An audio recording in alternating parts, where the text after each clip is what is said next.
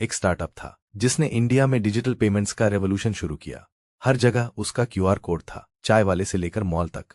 और फिर उस कंपनी ने किया इंडिया का सबसे बड़ा आईपीओ, 18,000 करोड़ रुपए। लेकिन कुछ ही महीनों में उसका स्टॉक आधे से भी कम हो गया। ये कहानी है पेटीएम की, इंडिया के सबसे कंट्रोवर्शियल स्टार्टअप की। स्वागत है बिजराटका में, जहां हम करते हैं इंडिया की बिगेस्ट बिजनेस स्टोरीज सीधा, सिंपल और बिना किसी बकवास के। सब्सक्राइब करो और नोटिफिकेशन ऑन करो। चलो शुरू करते हैं। पहले समझते हैं पेटीएम की शुरुआत कैसे हुई।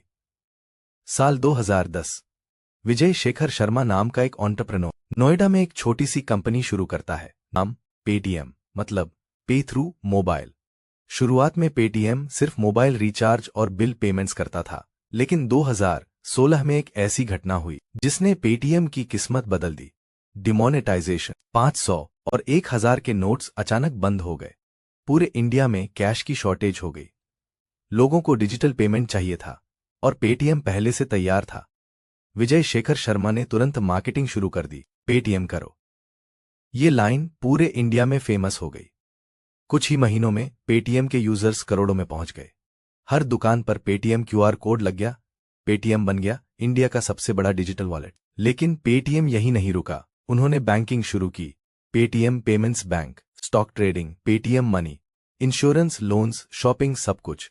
पेटीएम एक सुपर ऐप बनना चाहता था। और फिर आया आईपीओ। 2021 में पेटीएम ने लॉन्च किया इंडिया का बिगेस्ट आईपीओ, वैल्यू 18,000 करोड़ रुपए।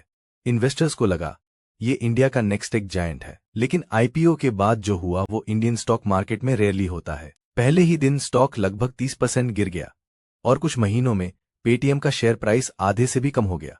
तो सवाल ये है, ऐसा क्यों हुआ? 3 बड़े रीजंस थे। पहला रीजन प्रॉफिट नहीं। पेटीएम का रेवेन्यू बढ़ रहा था, लेकिन कंपनी लगातार लॉस में थी। इन्वेस्टर्स को डर था, क्या पेटीएम कभी प्रॉफिटेबल बनेगा? दूसरा रीजन कंपटीशन। यूपीआई आने के बाद मार्केट बदल गया। गूगल पे, फोन पे, अमेजॉन पे सब फ्री पेमेंट्स दे रहे थे। पेटीएम का वॉलेट मॉडल कमजोर पड़ गया। तीसरा रीजन ओवर वैल्यूएशन। आईपीओ में पेटीएम की वैल्यूएशन बहुत ज्यादा रखी गई। जब ग्रोथ एक्सपेक्टेशंस पूरी नहीं हुई तो स्टॉक गिरना शुरू हो गया। लेकिन कहानी यहीं खत्म नहीं होती। पेटीएम अभी भी फाइट कर रहा है। Merchant payments, financial services, loans distribution. Company धीरे धीरे अपना मॉडल बदल रही है। अब पेटीएम फोकस कर रहा है फाइनेंशियल सर्विसेज प्लेटफॉर्म बनने पर। तो क्या पेटीएम वापसी कर पाएगा? ये आने वाला समय बताएगा। अब पेटीएम से हम क्या सीख सकते हैं? पहला लेसन, ग्रोथ और प्रॉफिट दोनों जरूरी हैं। सिर्फ यूजर्स बढ़ाना काफी नहीं, बिजनेस मॉडल भी स्ट्रांग होना चाहिए। दूसरा लेसन, कंपटीशन कभी भी आ सकता है। पेटीएम डिजिटल पेमेंट्स का किंग था, लेकिन यूपीआई ने पूरा गेम बदल दिया।